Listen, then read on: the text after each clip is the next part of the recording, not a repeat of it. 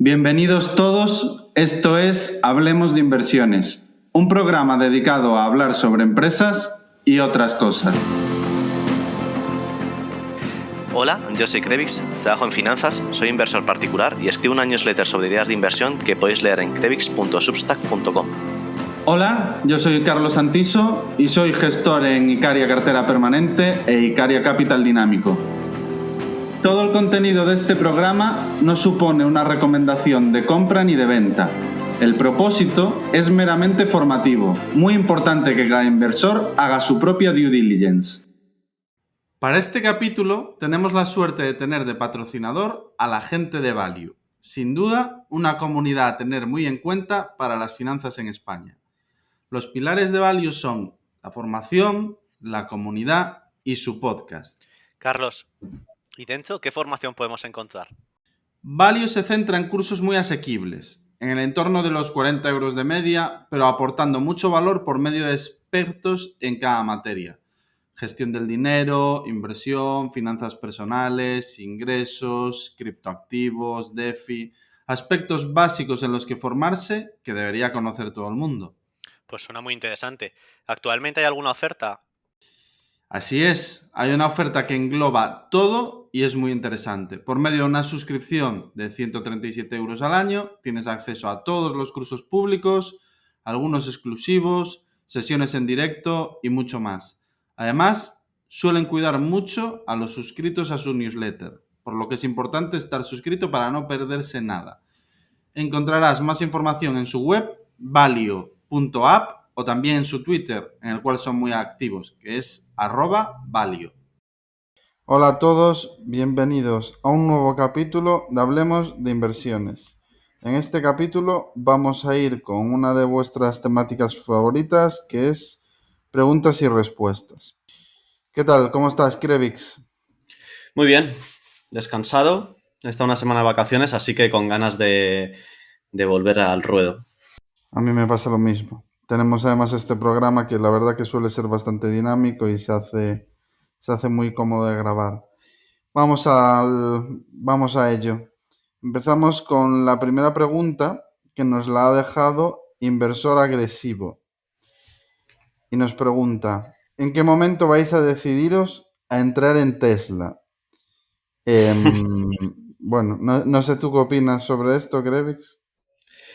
Yo creo que pese a que ha mejorado bastante las métricas y la compañía ha cambiado bastante en los últimos 2 años, sobre todo, de estar al borde de la quiebra a consolidarse mucho más su negocio, principalmente de coches, y está explotando otras vías también, pero principalmente el negocio de coches, el apalancamiento operativo que está mostrando estos últimos trimestres cada vez es mejor. Pero yo sigo viendo una valoración muy exigente, así que de momento para mí es un no. Bueno, para mí es un poco lo que comenta Krevix. O sea, a mí me parece una compañía excelente. El producto que tienen también me parece excelente. Y la opcionalidad de sus tecnologías también me parece tremendamente atractivo. Pero bueno, pues la valoración sigue siendo, no sé, 70-80 veces beneficios. Sigue siendo una valoración exigente. Y tienen que seguir cumpliendo como han estado haciendo estos años para que los números salgan. Entonces, ahora mismo el mercado, ese tipo de compañías, a poco que tengan cualquier duda, les penalizan mucho y no es el perfil de compañía en el que nos sintamos cómodos, la verdad. Nosotros necesitamos valoraciones a plazos más cortos, a 3 o máximo 5 años. A 10 años se nos hace más complicado. Dicho esto, creo que tienen un producto brutal, difícilmente replicable por el momento. La siguiente pregunta que nos dejan es: hola chicos, felicidades por la estupenda labor que hacéis. Muchas gracias. Es una pregunta de Pablo. ¿Cómo veis la evolución de oro y plata para los próximos meses? Gracias. Yo ahí te dejo a ti, que eres el experto en oro. Pues, a ver, para mí el oro y la plata no tienen gran relación entre sí. Es diferente. La plata, bueno, pues es más una commodity al uso. El oro no lo considero una commodity. Tiene un comportamiento no demasiado ligado al mundo de las materias primas. Entonces, teniendo en cuenta esto, la evolución de ambos para mí es totalmente diferente, no guardan relación entre sí. ¿Y cómo van a evolucionar? Pues es prácticamente imposible de predecir, porque al final la plata va a depender mucho de la demanda de la misma, al igual que en la mayoría de las commodities. Al final es oferta y demanda, no hay más, y no es una commodity que domine, la verdad. Entonces, no sabría darte una respuesta profesional. Y en cuanto al oro, pues hemos visto, lo comentaba yo antes de que se diese la corrección en el oro, hace 2 semanas, comentaba que los tipos reales y el oro que deberían llevar un camino muy similar, tienen una correlación muy elevada, habían llevado las últimas semanas un comportamiento opuesto, dispar, y que era necesario un ajuste en las variables que componen los tipos reales, que son la inflación y los tipos de interés nominales, o en el propio oro. Bueno, pues al final el ajuste ha sido sobre todo en el oro, también en los tipos, pero sobre todo en el oro. Y bueno, pues ya tenemos esa disparidad en los tipos reales corregida, ya digamos que se han normalizado.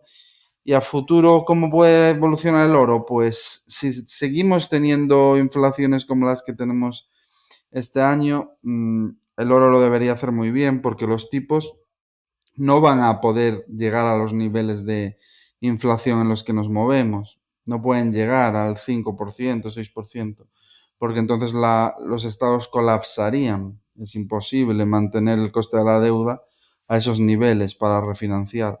Entonces, creo que la inflación siempre iría 3-4 pasos por delante de los tipos, lo cual es muy positivo para el oro, porque los tipos reales serían más negativos. Ahora bien, estamos viendo el ralentizamiento de la economía desde muchos frentes, y es por ello que también vemos bastantes curvas.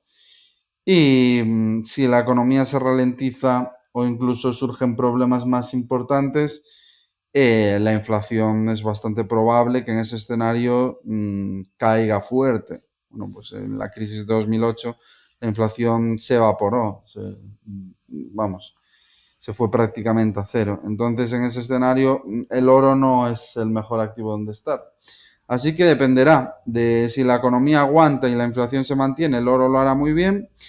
Si la economía no aguanta y viene una recesión, el oro no lo debería hacer bien, salvo que esa recesión venga acompañada, y lo he comentado muchas veces, de dudas sobre la solvencia de los estados o las monedas. En ese caso, el oro debería de volar. Entonces, bueno, pues dependiendo de los escenarios que se den, tenemos posibles caminos que son imposibles de predecir, porque las variables que dependen para darse uno u otro son muy complicadas. Perfectamente explicado. Siguiente pregunta. ¿Encajaría Netflix en el holding de negocios que es Microsoft? ¿Pensáis que el CAPEX de Facebook pudiera estar sobredimensionado por querer adelantarse al cambio de consumo de imagen a vídeo, más datos, ampliando capacidad en servidores y su infraestructura inmobiliaria? Gracias. Nos la manda Javier García. Pues si quieres contestar tú a la primera, Carlos, de si encajaría Netflix en el holding de negocios que es Microsoft. Muchas gracias a Javier, que es un tuitero con el que converso de vez en cuando, y la verdad que es una persona que merece la pena seguir. Yo creo que no encajaría. ¿Por qué? Porque Microsoft ya es ahora mismo un entramado gigantesco con segmentos muy dispares. Tenemos el segmento de cloud, tenemos el segmento de soluciones corporativas, tenemos el segmento de gaming. Tenemos mucho que abarcar, y la verdad que ellos lo hacen muy bien. Y meterse en una nueva variante, en una nueva pata, en un nuevo segmento, creo que les haría perder el foco y hacer las cosas quizás menos bien de lo que la están haciendo, que la verdad que es de las compañías que mejor se está comportando dentro de las grandes. Entonces, yo en un Netflix sinceramente no lo veo. Lo veo más en un Apple. En un Apple, al final te compras Netflix, tienes un contenido que aunque ahora mismo todo el mundo piense que el contenido de Netflix es una basura o demás, yo no puedo estar, no soy accionista de Netflix, pero no puedo estar más en desacuerdo. Yo diría que Netflix de las plataformas es la que más Emmys ha ganado por series. También, si no me equivoco, algún Oscar se ha llevado.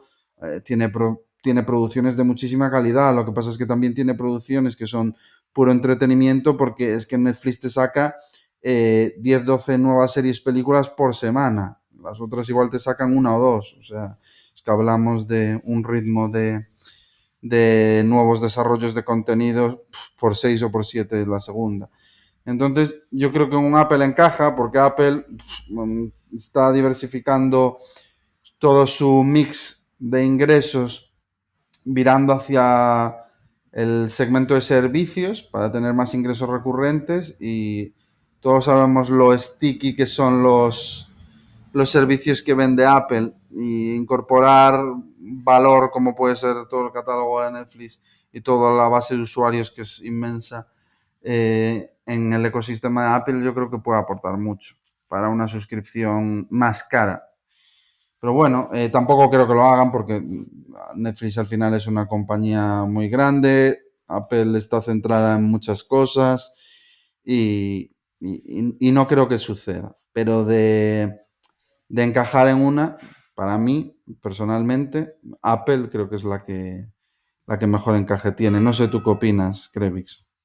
Sí, bueno, Apple tiene su servicio también de streaming. Sí, Sí que es cierto que ha tenido menos éxito que el resto. Le han metido también menos ritmo que tanto Amazon Prime como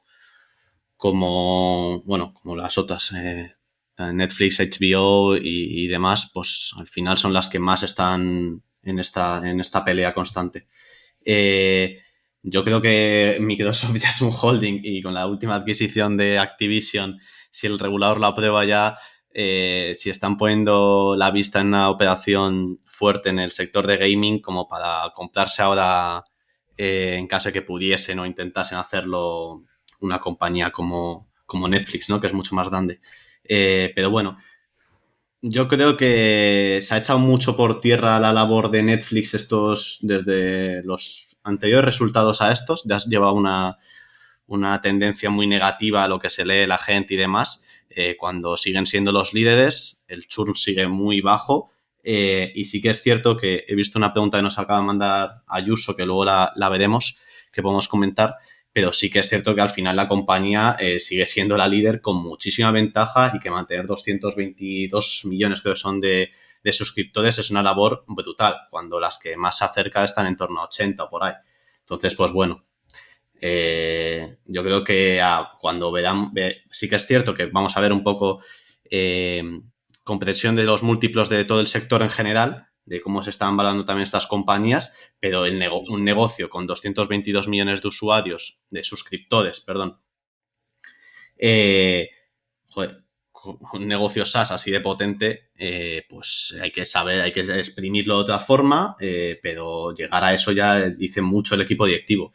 Sí que es cierto, pues que bueno, las medidas que están diciendo de presionar el tema de las cuentas compartidas, todo el tema del freemium para ciertas áreas geográficas, pues bueno, asustan a muchos inversores, pero yo creo que también es lógico en áreas geográficas donde penetras peor, como puede ser Sudamérica y con ARPUs menores, donde la apreciación del dólar les está haciendo tanto daño a sus divisas, pues sí que es lógico que aparezca una versión también freemium, que el que quiera seguir pagando pueda hacerlo, pero el que quiera ver Netflix con anuncios, pues que pueda seguir haciéndolo.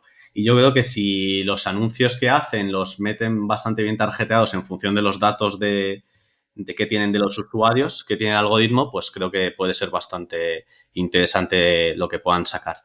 Entonces, pues bueno, no creo que ni antes fuera una compañía por la que pagar un múltiplo mega exigente, pero ahora tampoco es la nada, vamos, no, la gente lo está echando muy, muy por tierra. Y bueno, en cuanto a la pregunta, porque me he enrollado un poco ya aprovechando, porque he leído muchas cosas estas semanas y me ponían un poco los nervios cómo pueden la gente tirar por tierra una compañía en cuestión de una semana por unos resultados trimestrales. Pero yo creo que sí, en caso de tener que encajar alguna, a lo mejor en Apple, que es la que más floja está por tema de contenido y que menos se ha pegado en esta guerra, sería en Apple, dentro de las grandes que podrían intentar comprar esto. Vamos, yo creo que no está sobre la mesa tampoco la venta. La otra pregunta que nos hacía era, ¿pensáis que el CAPEX de Facebook podría estar sobredimensionado por querer adelantarse al cambio de consumo de imagen a vídeo, ampliando capacidad en servidores y su infraestructura inmobiliaria? Aquí te dejo que respondas tú, que yo llevo tiempo sin actualizar Vale. Facebook. Bueno, el CAPEX en principio ellos lo han achacado mucho al todo el tema del metaverso y tal, que hay compañías como Snapchat, por ejemplo, que no les gusta nada hablar del tema del metaverso, aunque sí que estén trabajando en ese ámbito. Al final hay que meter mucho dinero tanto en servidores como en trabajadores. Capital humano ha crecido creo un 28%, creo que da la plantilla de Facebook, hablo de memoria, pero que, oye, pues hay que ver al final que hay que meter mucha pasta para ser los primeros y tener la plataforma donde el resto vayan a trabajar. Digamos, en todo el tema del metaverso y demás. Y luego hay mucha parte de ese CAPEX también que va a ir metido en los primeros años para paliar los problemas derivados de IDFA, de la normativa de privacidad de los anuncios de Apple, que entonces, pues bueno, hay que paliarla, hay que buscar parches, hay que buscar formas distintas de hacerlo. Entonces, pues bueno, hay mucho dinero que va metido también ahí. Entonces, pues bueno, no es ni todo el CAPEX para el metaverso como dice la gente, ni creo que haya, no sé, que hacerse aquí trampas al solitario tampoco.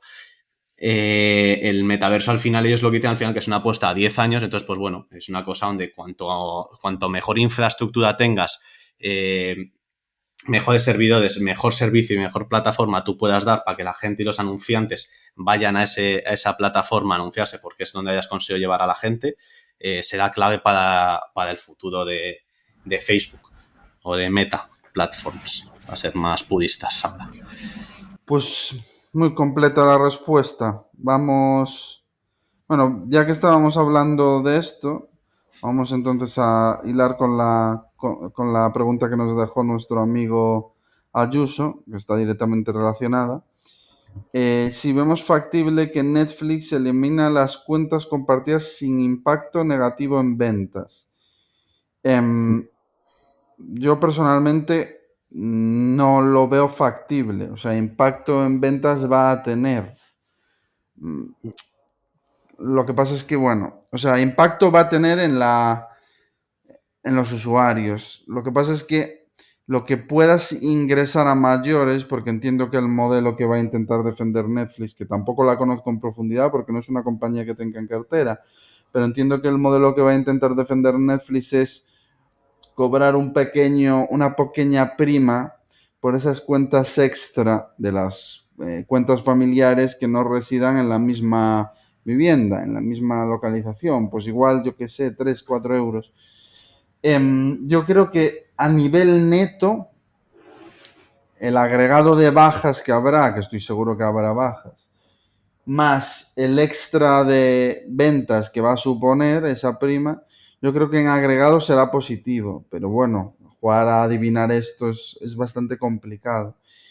Y no solo ese tema es el que está en cuestión, sino también el tema de pues un nuevo modelo complementario de Netflix con anuncios, pues también puede canibalizar parte de las cuentas premium, que está por ver. Entonces, bueno, pues es muy difícil prever lo que va a suceder. Sí que creo que Netflix se encuentra en un punto pues muy complicado que tiene que redefinir su negocio. Aún así, yo creo que la base de usuarios que tiene es inmensa, lo cual le dota de una escala muy potente, que para mí es una ventaja con respecto a los demás. Una ventaja en contenido, sacan muchísimo más contenido. Y para mí personalmente Netflix es imprescindible.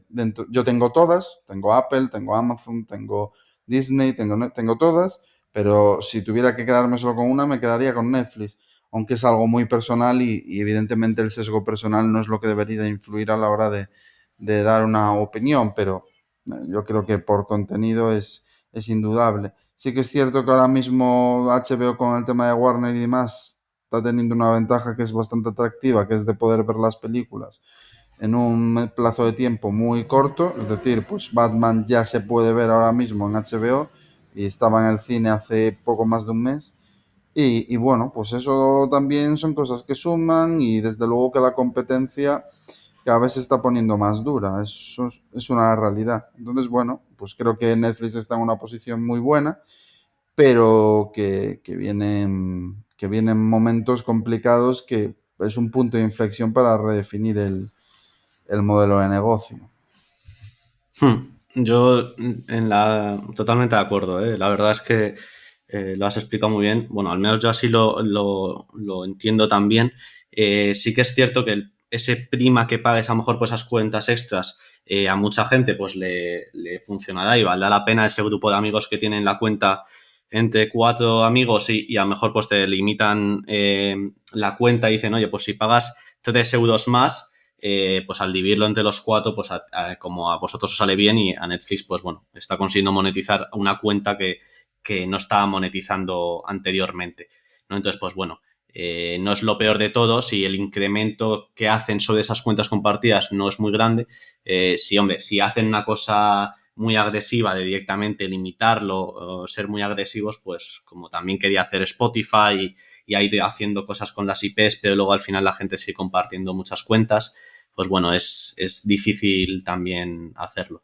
Y en cuanto al tema del freemium que comentaba en la pregunta anterior también, en principio esto está pensado, como ellos han dicho en las conference call, para ciertas geografías donde les cuesta entrar o donde ven que pueden tener más impacto y que el precio de la suscripción les es más difícil de pagar. En principio esto no está pensado ni para Estados Unidos, donde tú ya tienes un montón de usuarios premium, que es que no vas a conseguir nada haciendo el freemium. Y para ganar a la gente que quiera simplemente acceder a tu contenido a cambio de anuncios, pues no te sale muy rentable. Está más pensado principalmente para zonas de bajos ingresos. Más pensado para la zona de Sudamérica, más pensado para ciertas zonas de Asia. Entonces, pues bueno, al final es la idea. Yo también soy como tú, yo tengo todas, la verdad, pero sí que entiendo que en caso de que venga una recesión, la gente pues esté más apretada, pues al final una cosa que te puedes quitar muy fácilmente son algunas de estas plataformas porque ya tienes otras.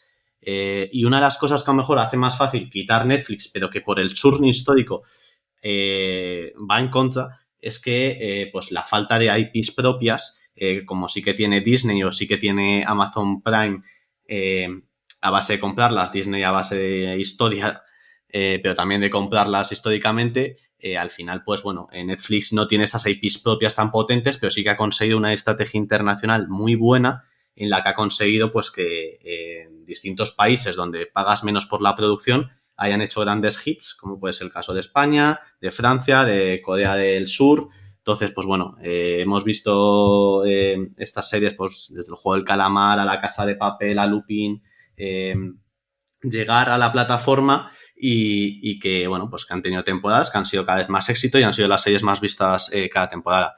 El acuerdo que tiene con la Fórmula 1, por ejemplo, también es muy bueno, con Liberty Media. Entonces, pues bueno, yo creo que Netflix es muy buena compañía y que, bueno, pues el tema de las cuentas, pues vamos a ver cómo evoluciona. Tampoco somos adivinos. En caso de que fuese algo muy agresivo, sí que habrían pérdidas en ventas, digamos, pero bueno, hay que ver si a largo plazo le sale rentable. Y luego también hay que ver cómo estas grandes otras compañías como Disney o Amazon, Amazon en principio pues te incluye con el Amazon Prime, pero Disney, por ejemplo, pues en cuanto venga un momento que llega a su techo de suscriptores, vamos a ver cómo lo solventa también, porque empresas como Discovery, por ejemplo, ya están implantando este modelo freemium también y la gente tampoco se lleva las manos a la cabeza. Ok. La siguiente pregunta, no sé si la tienes ahí a mano.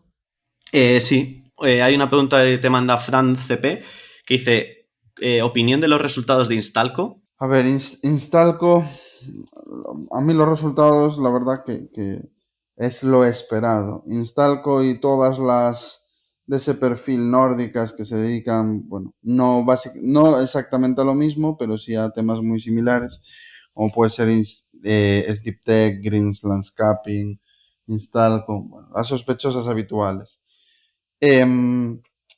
Son buenos para el contexto en el que estamos. Es decir, no son buenos, pero es evidente que iban a ser lo que han sido. ¿Por qué? Por la inflación de costes, porque ya lo había anticipado el propio Management Conference Call que bueno, el impacto del COVID iba a ser con cierto delay, pues por el tema de los suministros. No es el mejor momento para todas las actividades relacionadas con las compañías que adquiere Instalco y de la propia Instalco. Entonces, bueno, pues creo que era esperable un impacto en el modelo de negocio de estas compañías, ya no solo porque son compañías de crecimiento y el hecho de que suban los tipos ya perjudica per se a estas compañías, sino porque por el tipo de negocio que tienen, pues está severamente impactado por el entorno macro en el que estamos. Entonces, bueno, pues en nuestro caso somos accionistas de Instalco y de Green Landscaping, fuimos de SDeepTech en su día, pero la vendimos, no sé, en torno a los 300 coronas suecas ya hace más de un año. Si se vuelve a poner a buenos precios, que empieza a estarlo, podríamos volver a ser accionistas de nuevo. Pero en el caso de las que mantuvimos, que son Instalco y Green Landscaping, porque estaban a precios más atractivos, las teníamos solo con un peso del 1,5, las redujimos considerablemente, anticipando esas presiones inflacionarias bueno, que ya ellos mismos veían que se acercaban. Entonces, bueno, pues creo que, igual que lo que comentamos la semana pasada con Amazon, aunque no sean los mismos negocios, pero creo que son negocios que en el corto o medio plazo seguirán sufriendo por el entorno macro, pero que como tienen una posición fuerte en el mercado que operan, saldrán incluso reforzadas y podrán hacer adquisiciones a precio de derribo, lo cual es favorable para ellos. Pero bueno, pues un poco no es la compañía ideal para el entorno macro en el que estamos, la verdad. Perfecto. Venga, pues te lanzo la siguiente. ¿Cómo afecta la subida de tipos a los rates? Se supone que protegen de la inflación, pero al subir tipos sufre la financiación. Siempre me parece contradictorio. Aplicación a Ryman Healthcare, en particular en Nueva Zelanda y Australia. La pregunta es de Sí, Lukiro.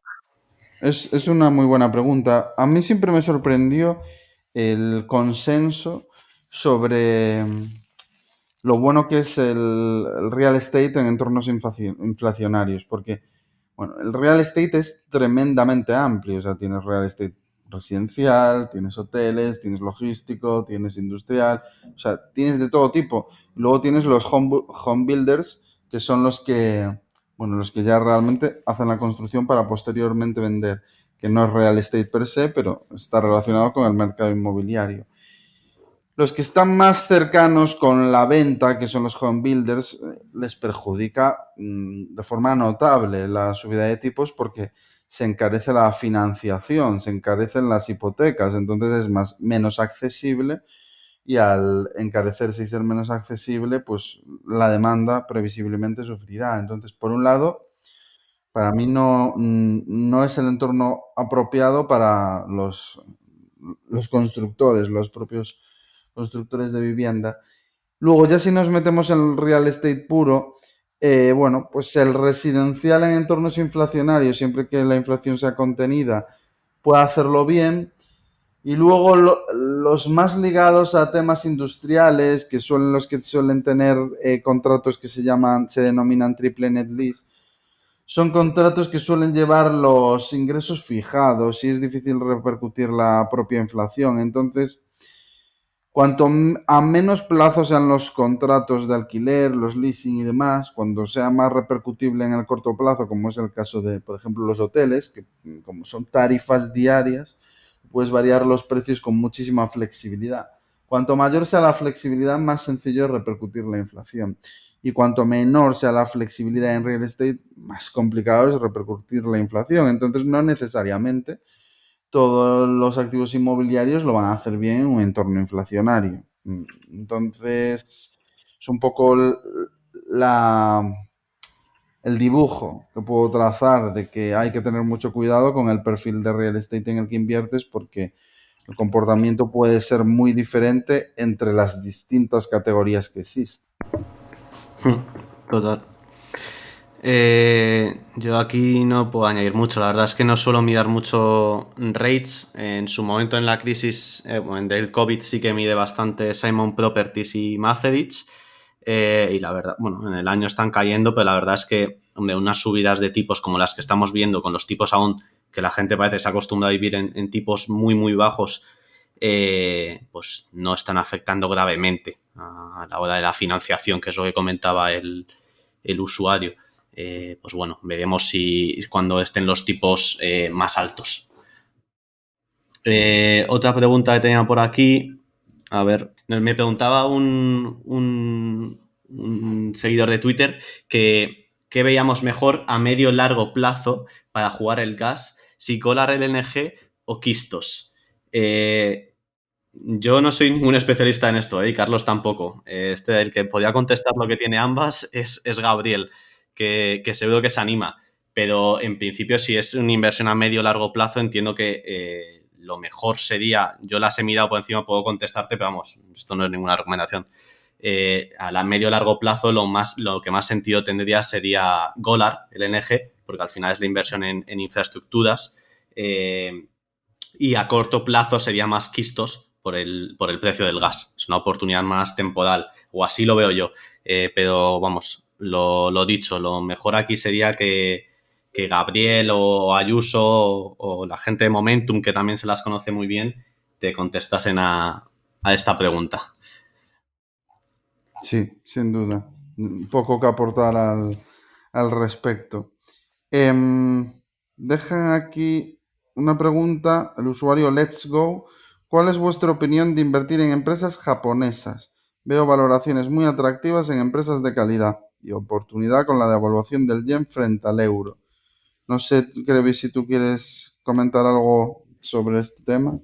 Yo no soy muy fan de invertir en empresas japonesas, principalmente por el management. Y suena cliché, pero es que es así. Sí que hemos visto en el caso de Nintendo como el management ha empezado a tomar algunas medidas un poco más occidentales, podemos decir, pero en general las empresas japonesas han estado cotizando siempre muy, muy, muy baratas, incluso siendo de calidad. Son empresas dominadas principalmente por las familias, donde las familias tienen bastante stake y que las decisiones que toman en cuanto a capital allocation son bastante malas para el accionista. Entonces, pues bueno, no sé tú, Carlos, ¿qué quieres añadir a tu experiencia? A ver, yo de compañías japonesas tampoco soy experto. Invertí en su momento, hasta hace nada, en Nintendo, que decidimos reducir bastante, cerca de máximos. La verdad que lo hizo muy bien en este año. Y decidimos reducir en favor de incrementar nuestra posición en Embracer, que estaba fuertemente penalizada. Estaba las 60 con unas suecas. Entonces, conozco Nintendo y alguna compañía más. Sí que creo que está muy despreciado ahora mismo la inversión en empresas japonesas, fruto de que, bueno, en los últimos 30 años la bolsa japonesa prácticamente no ha hecho nada. Pero, bueno, a unas valoraciones atractivas y demás, yo creo que Japón es una economía fuerte que a futuro, sinceramente, si encuentro compañías que parecen interesantes, con fuertes barreras de entrada, bueno, el perfil de compañía que nos gusta a nosotros, yo no tengo ningún problema a invertir. Además, como comenta el propio usuario, a mí me gusta mucho tener exposición al yen. No porque considere que hay una oportunidad ahora mismo, porque valorar una oportunidad en divisas debe ser de lo más complejo que existe, por todas las interrelaciones macroeconómicas que hay para valorar si es una oportunidad o no, sino porque es una divisa, una moneda de refugio que en momentos de estrés pues se comporta muy bien, y yo siempre valoro ese perfil de activo. Entonces, por mi parte, si surge alguna compañía que parece interesante, no tengo ningún problema en invertir en Japón. Pregunta por aquí Camacho, ¿qué pensáis que van a hacer ahora todas las empresas que pagaban unas altas stock options como salarios, cuando estaban las acciones mucho más arriba? ¿Cómo van a retener a su personal si ahora les pagan mucho menos? Muy buena pregunta, la verdad.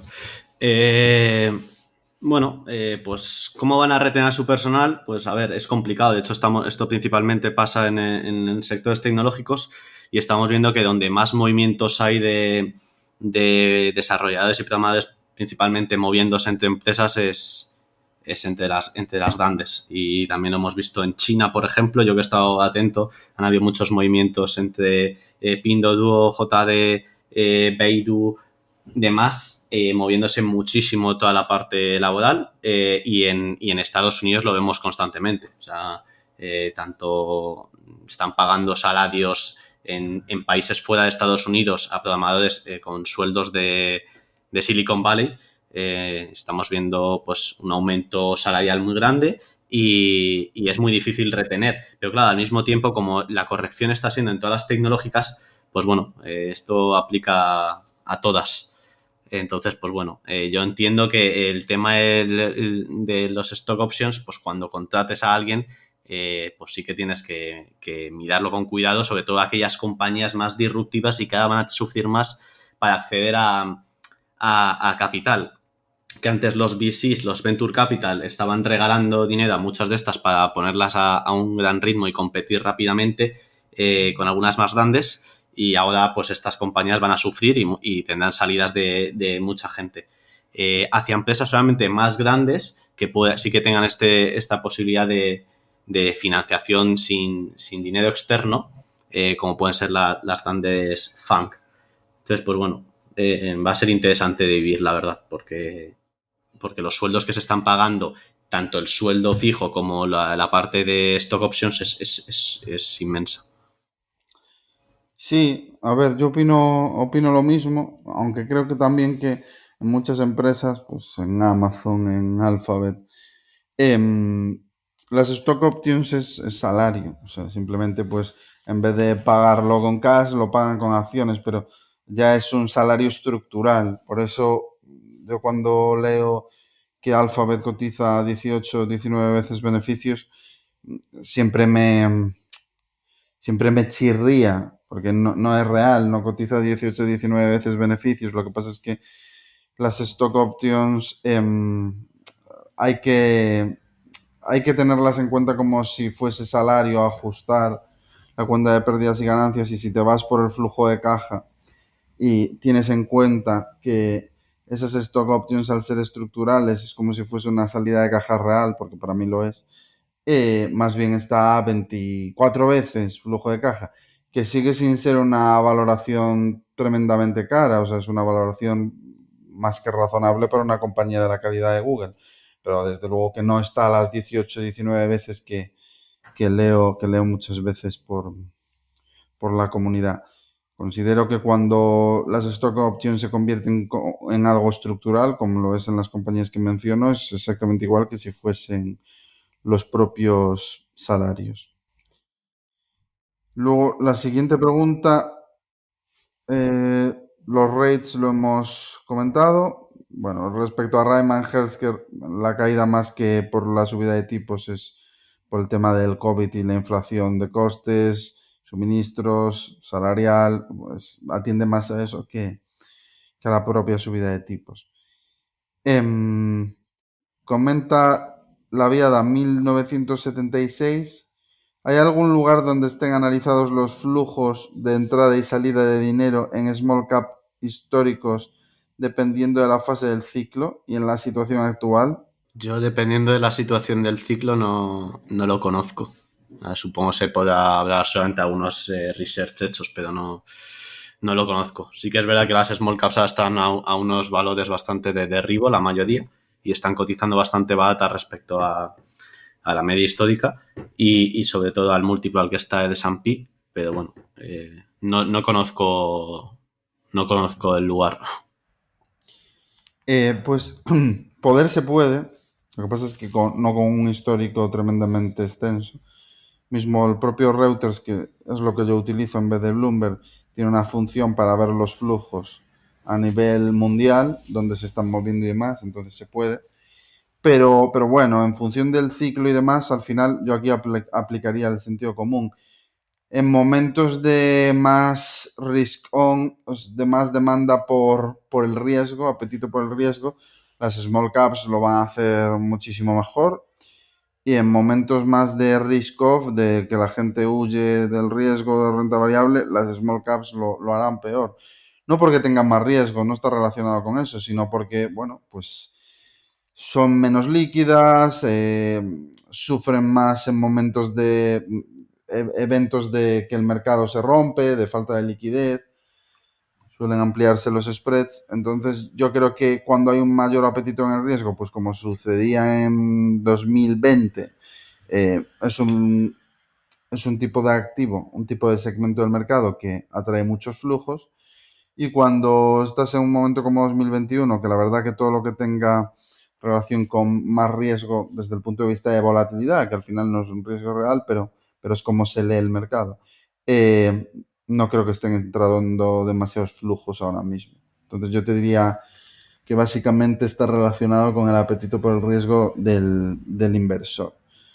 Salvo que estés en una crisis más puramente sectorial, que aunque las tecnológicas son las compañías que más están sufriendo, no creo que sea el caso, porque tú tienes un Adidas que no es tecnológica cayendo un 30%, tienes un Games Workshop que no es tecnológica cayendo más de un 30%, o sea, para mí no está siendo un mercado bajista, crisis, como le quieras llamar, sectorial.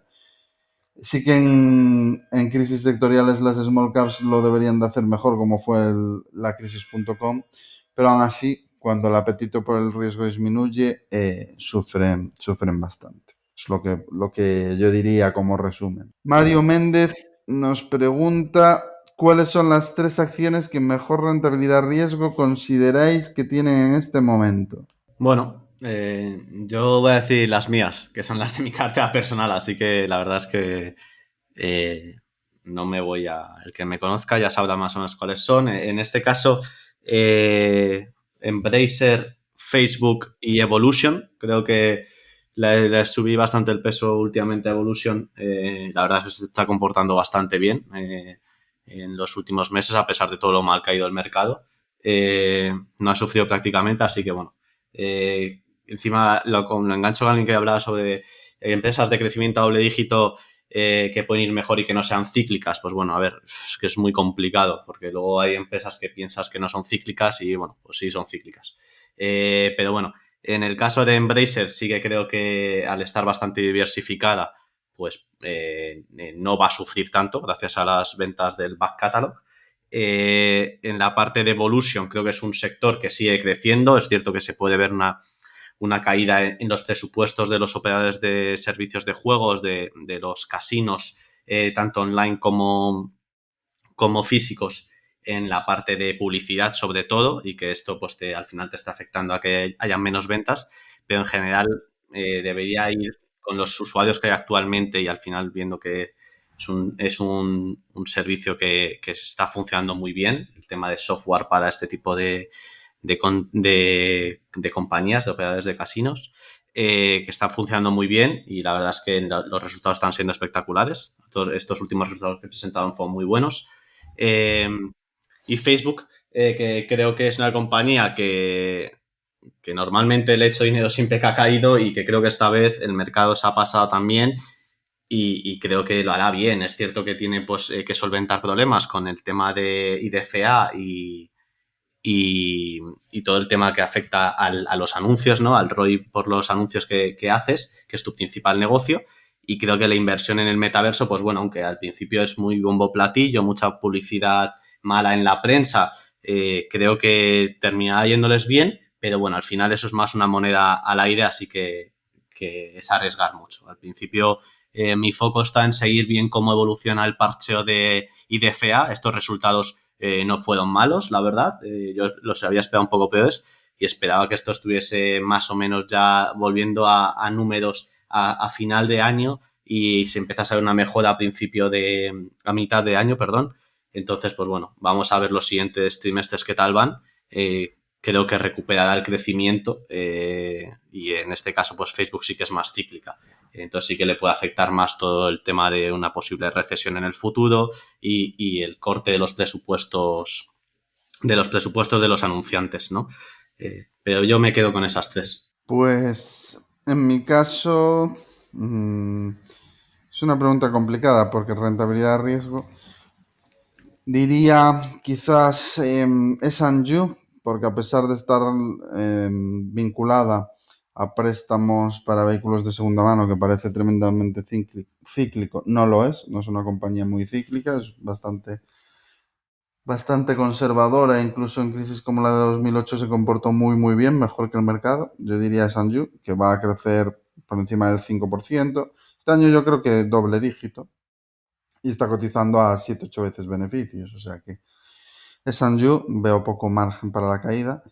Games Workshop creo que está por debajo de 20 veces beneficios, yo creo que está en 17, 18 veces. Una compañía que crece a doble dígito con una calidad tremenda, pues tampoco veo mucho downside. Más allá del riesgo comentado ya de la impresión 3D, que bueno, teniendo en cuenta el fanatismo de los usuarios de Warhammer, yo creo que no es tal riesgo, pero habrá que ver.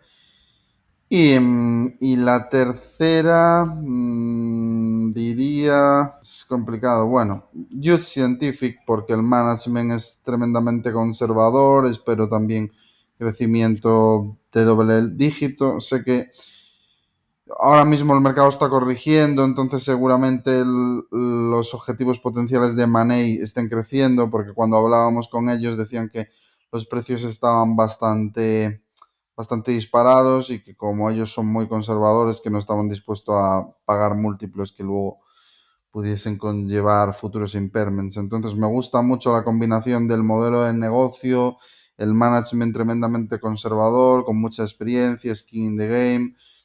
Yo creo que son tres acciones que la verdad, bueno, tienen una rentabilidad potencial de doble dígito y un riesgo bastante acotado.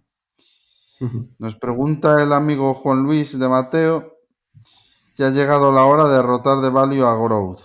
Yo creo que aún no, la verdad. Creo que vamos a seguir, pese a que ya hay múltiplos muy atractivos en growth, creo que aún le queda bastante tirada al value. Y no soy muy fan de estas etiquetas, pero bueno, si en value metemos todas estas compañías cíclicas de materias primas o más referentes a la energía, compañías financieras que se puedan aprovechar bien de subidas de tipos también, pues bueno, yo creo que el value puede seguir haciéndolo bien en los próximos meses. Pero bueno, al final esto es un poco la bola de cristal. Hay que ver cuánto está presionando el mercado de parar las subidas de tipos, cómo cerraremos el año. Pues si se esperan otras dos subidas de CO50 de 50 puntos básicos en los próximos meetings, yo creo que el growth puede seguir con una tendencia negativa en general, ¿no? Bajista. Vamos a ver.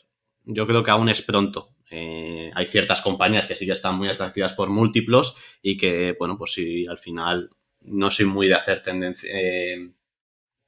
multitendencias, pero vamos, hay ciertos sectores que sí que están atractivos para empezar a construir posiciones en ellos. Otra cosa es que, bueno, que sepas que, oye, pues que puede rebotar o puede que siga un poco más abajo y pueda seguir haciendo una posición interesante para el largo plazo en ellos. Sí, yo opino parecido, opino que queda recurrido, mientras que la economía no tenga problemas, queda recorrido para que los tipos suban más, desde luego que queda, porque lo normal sería que las letras mitigasen el coste de la inflación y ahora mismo en Europa pues estamos bastante lejos de ello. Y en Estados Unidos, bueno, están menos lejos, pero tampoco están ahí. Entonces creo que hay margen para más subidas de tipos, con lo cual crecimiento seguiría sufriendo. Es cierto que ya se encuentran múltiplos bastante interesantes, pero siguen sin ser la oportunidad del siglo y bueno, pues las crisis por lo que se caracterizan es por dejar precios de derribo. Entonces, en base a esto, yo diría que aún hay margen para que sigamos viendo caídas y que se vean esos múltiplos de derribo. Sí, yo por añadir sobre eso, sí que es cierto, tenemos aún temas pendientes, digamos, en el mundo siempre están pasando muchas cosas, ¿no? Pero seguimos viendo, por ejemplo, en China, la política de cero COVID, cómo está afectando a los fabricantes, vamos, a la gran fábrica del mundo que es China, y que cómo esto en los siguientes Qs va a seguir impactando en las empresas norteamericanas y europeas principalmente. Va a seguir siendo más inflación. Vamos a ver si estas subidas en Estados Unidos han empezado, en Europa aún no, cómo las llevan. Vamos a ver también cómo gestiona Europa todo el tema del trigo por la guerra de Ucrania y Rusia. Vamos a ver porque esto tiene impactos también durante los próximos meses y años que pueda ser peligroso para varias partes tanto de Asia como de Europa. Y vamos a ver, porque Europa tiene una difícil tarea, Lagarde en este caso, con las subidas de tipos, que la gente, bueno, pues le pide la subida, pero al final hay que tener en cuenta que Europa no es Estados Unidos, ¿no? Que Europa es una Europa a dos velocidades con países muy distintos dentro de ella y que una subida de tipos pues puede reventar ciertas economías y tampoco estás buscando eso en este momento. Entonces, pues bueno, es muy complicado. Yo creo que la FED en este momento lo tiene más sencillo, la forma de actuar, y creo que está haciéndolo correctamente, sin 50 puntos básicos, 50 posiblemente los siguientes y otros 50, sin alarmar al mercado con la subida de 75 puntos básicos, pero tampoco siendo muy laxo con subidas de 25 puntos básicos. Entonces, pues bueno, es una situación difícil, pero yo creo que al final, hasta que no veamos un poco que se aclare todo el tema de Rusia, Ucrania, el tema de China, los problemas que hay con el shipping en los puertos chinos, pues bueno, al final yo creo que no es el momento de dar volantazo y de rotar la cartera a growth. A lo mejor sí que hay ciertas compañías, como comentaba antes, que se pueden empezar a hacer posiciones, pero nada de una forma drástica, yo creo, vamos, que yo creo que esto le queda un poco de recorrido aún. Pues sí, sí, sí. No sé si queda alguna pregunta que se nos haya pasado. Yo creo que no. A ver. No, en principio creo que no hay ninguna. Vale, pues si no hay ninguna más, entonces lo dejamos aquí hasta la semana que viene. Eso es. Un abrazo a todos y esperemos que os haya gustado y que paséis una buena semana. Así es. A todos los oyentes, si os ha gustado, recordad dejar vuestro like en iVoox, que nos ayuda mucho. Y si no estáis suscritos ya, suscribiros. Nos vemos la semana que viene con un nuevo capítulo. Un saludo a todos. Hasta luego. Hasta luego.